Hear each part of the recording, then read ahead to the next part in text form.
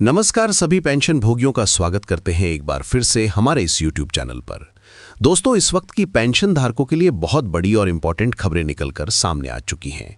जी हां दोस्तों, पहली बड़ी खबर की बात करें तो ईपीएफओ के बहुप्रतिशत पेंशन सुधारों को लेकर बहुत बड़ी खबर निकलकर सामने आ चुकी है। जी हां दोस्तों, एम्प्लॉय पेंशन 1995 यानी कि ईपीएफ 95 के तहत प्रस्तावित 500 रुपए की न्यूनतम पेंशन वृद्धि की ओर से आप सभी के लिए आ चुकी है बड़ी खबर।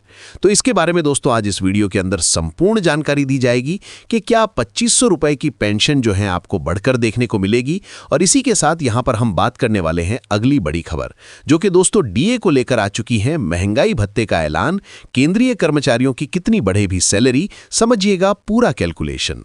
तो आखिरकार दोस्तों डीए को लेकर कौन सा शानदार ऐलान केंद्रीय कर्मचारियों के लिए कर दिया जा चुका है और इसके बाद आप सभी की सैलरी और पेंशन के अंदर कितना जो हिसाब है वो देखने को मिलेगा और किस तरीके से इसका कैलकुलेशन किया जाएगा, नहीं करने का तरीका क्या होने वाला है और आपको कितनी जो है राशि बढ़कर देखने को मिलेगी, इसके बारे में भी आज इस वीडियो के अंदर बात करेंगे।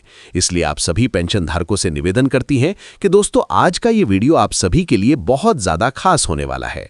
तो इस वीडियो को आप शुरुआत से लगाकर लास्ट तक, एंड तक पूरा जरूर देखिएगा और इसके साथ हमारे चैनल पर नए हैं तो चैनल को सब्सक्राइब कर दीजिएगा और इस वीडियो को लाइक करके अपने पेंशन धारक मित्र, दोस्तों और फैमिली मेंबर्स के साथ भी शेयर जरूर कर दीजिएगा। तो चलिए बिना किसी देरी के सबसे पहली बड़ी खबर की ओर चलते हैं, जानते हैं आप सभी की ईपीएफओ की पेंशन के अंदर होने वाली तमाम बड़ी सुधारों के बारे में, जिसमें हम बात करेंगे ईपीएस 95 के तहत जो प्रस्तावित पेंशन की न्यूनतम वृद्धि है 2500 रुपए की, तो उसको लेकर आखिरकार कौन सी बड़ी खबर निकलकर सामने आ चुकी है। चलिए यहां पर विस्तार से जो जानकारी है वो इसके बारे में यहां पर जान लेते हैं। ईपीएस 95 कर्मचारी भविष्य निधि प्रणाली का पेंशन का हिस्सा है, जिसकी स्थापना 1995 में हुई और कर्मचारियों को मासिक पेंशन प्रदान के लिए यहां पर जो है इसकी स्थापना की गई थी। यहां पर जो है निर्धारित संस्थानों में कम से कम 10 वर्ष की आपने सेवा पूरी की है, वेतन का 8.33% योगदान किया है जो कि वेतन सीमा के अधीन हो, और केंद्र सरकार भी इसमें जो है बजटीय सहायता प्रदान करती है, जिसमें न्यूनतम पेंशन जो है हाल फिलहाल में कई वर्षों से 1000 रुपए प्रति माह की है, जिसे सरकार की बजटीय समर्थन से भी निर्धारण किया जाता है। तो खबर आखिरकार क्या है? तो कर्मचारी भवदेश संगठन यानी कि ईपीएफओ के द्वारा कर्मचारी पेंशन योजना के तहत न्यूनतम मासिक पेंशन को 1000 रुपए से बढ़ाकर आप सभी के लिए 2500 रुपए करने की संभावना है। और इस प्रस्ताव को लेकर यहां पर जो है आप सभी के लिए बैठक के अंदर बड़ी चर्चा का संभावना जो है वो बताई जा रही है। 2014 के अंदर 1000 रुपए की न्यूनतम पेंशन लागू होने के बाद से ये 12 वर्षों में पहला संशोधन जो होने जा रहा है। कुछ यहां पर आप सभी के लिए यूनियनों ने इसे बढ़ाकर 7500 रुपए करने की मांग की है, लेकिन प्रस्तावित 2500 रुपए की राशि का उद्देश्य वित्तीय व्यवहारिता और पेंशन भोगियों के कल्याण के बीच को लेकर एक संतुलित बनाने का नजर आ रहा है। और इस संशोधन में महंगाई भत्ता यानी कि डीए भी शामिल है, जो अखिल भारतीय उपभोक्ता मूल्य सूचकांक यानी एआईसीपीआई से जुड़ा हुआ है, और इसका उद्देश्य है हर 6 महीने में मुद्रास्फीति यानी कि बढ़ती हुई महंगाई से संबंधित जो है समायोजन करना। तो चलिए बात करते हैं कि प्रस्तावित यहां पर बढ़ोतरी से संबंधित कौन कौन से मुद्दे हो सकते हैं। प्रस्तावित बढ़ोतरी कौन कौन से और किस तरीके से ये आप सभी के लिए लागू हो सकती है। सबसे पहले बात करेंगे मुद्रास्फीति समायोजन, महंगाई का समायोजन। तो उपभोक्ता खुदरा मूल्य ने वर्षों में पेंशन की वास्तविक मूल्य को कम कर दिया है। भारतीय रिजर्व बैंक के द्वारा प्रस्तावित यहां पर प्रकाशित जो सीपीआई के आंकड़े हैं, उसके अनुसार 2014 से 2024 तक जो वार्षिक मुद्रास्फीति है लगभग वो 5.5 रही। इसका मतलब 2014 में 1000 से यहां पर 2025 में लगभग 1700 से 1800 रुपए के बराबर हो गई।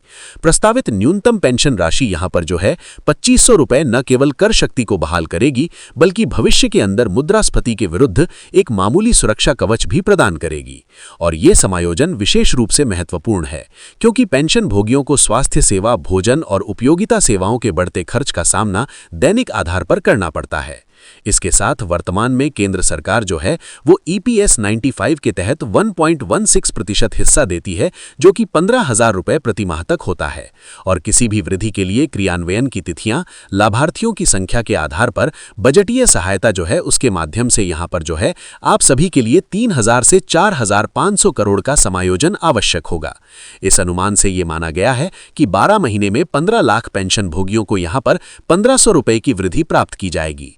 श्रम एवं रोजगार मंत्रालय ने इस विनियमों को प्राप्त करने के लिए वित्त मंत्रालय के साथ सहयोग करना होगा, और विशेषकर तब जब सार्वजनिक कोष पर कोई तरह की मांगे हों। वहीं बात करें तो EPS 95 पेंशन की तुलना अन्य केंद्रीय योजनाओं से करना काफी नहीं है, कम है। उदाहरण के लिए इंदिरा गांधी राष्ट्रीय वृद्धावस्था पेंशन योजना के अंदर 200 से 500 रुपए की मासिक पेंशन दी जाती है। कुछ राज्य जो हैं अतिरिक्त अंशदान जोड़ते हैं, जिसमें मासिक पेंशन 2 से 3 हजार रुपए हो जाती है। तो प्रस्तावित EPS 95 जो है समानता के करीब आएगा, विभिन्न योजनाओं के बीच असमानताएं कम हो जाएगी। ये सामाजिक सुरक्षा उपक्रमों में सामाजिक स्तर बढ़ाने के लिए ट्रेड यूनियनों की मांग के भी अनुरूप जो है वो नजर आ रही है। 15 लाख पेंशन भोगियों के लिए 1500 रुपए प्रतिमाह की वृद्धि का अर्थव्यवस्था के अंदर 270 करोड़ रुपए प्रतिमाह अतिरिक्त व्यय जो है वो सरकार के ऊपर आने वाला है। वहीं EPFO 3.0 के तहत अपने डिजिटल बुनियादी ढांचे का आधुनिकीकरण कर रहा है। इसमें EPS खाता प्रबंधन सुगम बनाना, पेंशन की व्यवस्था समय में निगरानी करना, UPI तथा ATM आधारित निकासी को एकीकृत करना शामिल है। प्रस्तावित पेंशन वृद्धि को लागू करने के लिए यहां पर बैकएंड सिस्टम, पेंशन गणना मॉड्यूल और शिकायत निवारण प्रक्रिया को पुनः समायोजित करना भी आप सभी के लिए अति आवश्यक बताया जा रहा है। कुल मिलाकर EPS 95 पेंशन में वृद्धि शहर बाजार के लिए सकारात्मक साबित हो सकती है। इससे छोटे शहरों में उपभोग बढ़ेगा और तरलता में सुधार होगा। पेंशन भोगी जब अधिक व्यय प्राप्त करेंगे तो वे आवश्यकताओं, सेवाओं और खुदरा खर्चों पर अधिक खर्च करेंगे, जिससे अर्थव्यवस्था को भी मजबूती होगी। और यहाँ पर जो है कुल मिलाकर सुधार जो है वो उपभोग आधारित विकास को समर्थन देगा, जिससे चक्रीय और घरेलू बाजार पर केंद्रीय शेयरों को भी यहाँ पर जो है बड़ा लाभ इससे देखने को मिल जाएगा। वहीं दोस्तों बात करते हैं अगली बड़ी खबर को लेकर, तो DA ऐलान पर केंद्रीय कर्मचारियों की कितनी बढ़ेगी सैलरी, समझिएगा पूरा कैलकुलेशन। तो महंगाई भत्ते के ऐलान को लेकर चलिए यहां पर बात करते हैं। दोस्तों केंद्रीय कर्मचारियों को जनवरी जून 6 माह के महंगाई भत्ते का इंतजार है। शुरुआती 3 महीने बीत जाने के बाद भी सरकार ने अब तक कोई फैसला नहीं लिया है। आमतौर पर होली के आसपास जो है DA का ऐलान किया जाता है, लेकिन इस बार देरी से केंद्रीय कर्मचारियों का जो इंतजार है वो बढ़ गया है। इससे पहले केंद्रीय कर्मचारियों के अनुमानों के आधार पर DA और सैलरी का कैलकुलेशन कर रहे थे। आइए जानते हैं कि DA कितनी बढ़ोतरी होगी और कितना इसमें इजाफा होगा। देखिए, ऐसा अनुमान है कि केंद्रीय कर्मचारियों को 2 से 3% का इजाफा हो सकता है DA के अंदर। अगर ऐसा होता है तो हर लेवल के कर्मचारियों की सैलरी के अंदर बड़ा इजाफा होगा। उदाहरण के लिए जिनकी वार्षिक सैलरी 18,000 रुपए है, तो कुल सैलरी का 2% बढ़ोतरी के साथ उन्हें जो है 8,800 और 3% की बढ़ोतरी के साथ 18,980 रुपए, या सॉरी दोस्तों 18,980 रुपए यहां पर प्राप्त होने वाले हैं। इसी तरह 46,000 रुपए की बेसिक सैलरी बढ़कर जो है 46,000, 47,000 हो जाएगी। वहीं जिनका 56,000 रुपए का वेतन है उन्हें 90,000 रुपए तक हो सकती हैं, और जिनका 2.5 लाख रुपए तक की सैलरी है, जो सीनियर अधिकारी हैं, उनकी 4 लाख रुपए से भी पार जो है यहां पर हो सकती हैं। लेवल 1 पर 2% की बढ़ोतरी से हर महीने लगभग 360 रुपए, जबकि 3% 540 रुपए अधिक होगा। लेवल 2 पर 2% 398 और 3 से यहां पर 597 रुपए की बढ़ोतरी होगी।